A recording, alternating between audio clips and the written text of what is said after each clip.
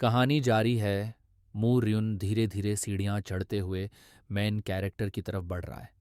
वो हल्की मुस्कान के साथ कहता है, मुझे नहीं लगता कि तुम्हें ट्रेनिंग की जिम्मेदारी लेनी चाहिए, खासकर six fold combo sword technique. सबको पता है कि तुम्हारी मार्शल आर्ट्स।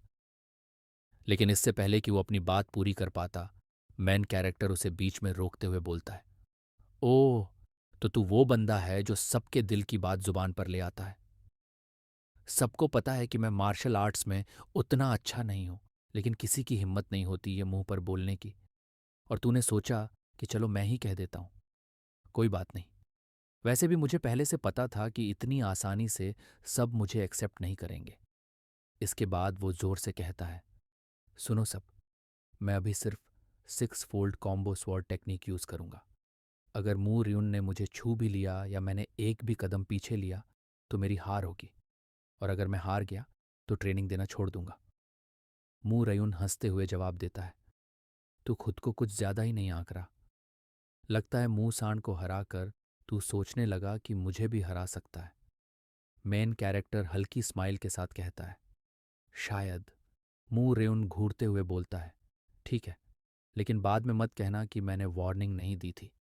अगर इतने सारे लोगों के सामने तुझे हरा दिया तो। मेन कैरेक्टर बिल्कुल कॉन्फिडेंस के साथ कहता है, कोई दिक्कत नहीं। मू रेउन बिना देरी किए अटैक कर देता है, लेकिन मेन कैरेक्टर अपनी जगह से हिले बिना ही सारे हमले ब्लॉक कर देता है। ये देखकर सब हैरान रह जाते हैं। मू रेउन पूरी ताकत लगा देता है, लेकिन फिर भी वो मैन कैरेक्टर को छू तक नहीं पाता। मैन कैरेक्टर हल्का मुस्कुराता है और कहता है, अब तक मैंने जितने लोगों से फाइट की है उनमें से तू थोड़ा ज्यादा स्ट्रांग है, लेकिन बस इतना ही। मू रेउन मन ही मन सोचता है, भाई, ये तो गेम चेंज हो गया। अब करूं तो करूं क्या? वैसे भी मुझे कोई और तरीका आता भी नहीं। नीचे कुछ शिष्य आपस में बात कर रहे होते हैं। मू रेउन तो अच्छा फाइटर है, लेकिन सीनियर डिसिपल ने तो गजब कर दिया। बिना हिले ही सब कुछ ब्लॉक कर लिया। मू जिन की आंखें आश्चर्य से बड़ी हो जाती हैं। मू रयुन पसीना पोंछते हुए सोचता है, अब यह सिचुएशन कैसे संभालूं? पूरा सेक्ट देख रहा है।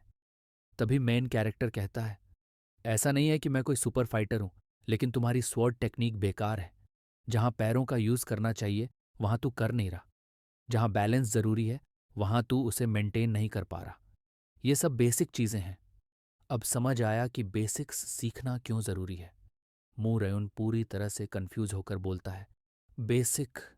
मेन कैरेक्टर सिर हिलाते हुए कहता है, लगता है तेरे भेजे में बात गई नहीं। कोई बात नहीं, मैं घुसेड़ देता हूं। इसके बाद मैन कैरेक्टर मू रेउन की अच्छी खासी धुनाई कर देता है। बाकी सभी शिष्य सन्न होकर यह सब देखते रहते हैं। इसके बाद मैन कैरेक्टर मू सान और मू हो से कहता है, इसे मेडिसिन हॉल ले जाओ, वरना यहीं फुल स्टॉप लग जाएगा। फिर सबकी तरफ देखते हुए बोलता है, अब क्या देख रहे हो? अपनी अपनी स्वॉर्ड उठाओ और ट्रेनिंग शुरू करो। या किसी को कोई डाउट है? अगर हिम्मत है तो सामने आओ।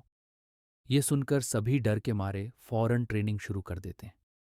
मेन कैरेक्टर खुद से सोचता है, अगर चाहूं तो इनमें से कुछ को चुनकर बेहतर ट्रेनिंग दे सकता हूं।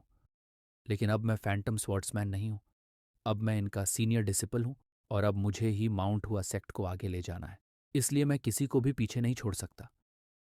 फिर वो मन ही मन अपने मरे हुए दोस्त से कहता है, अगर अगले जन्म में मिले तो इस बार ड्रिंक तेरी तरफ से होगी।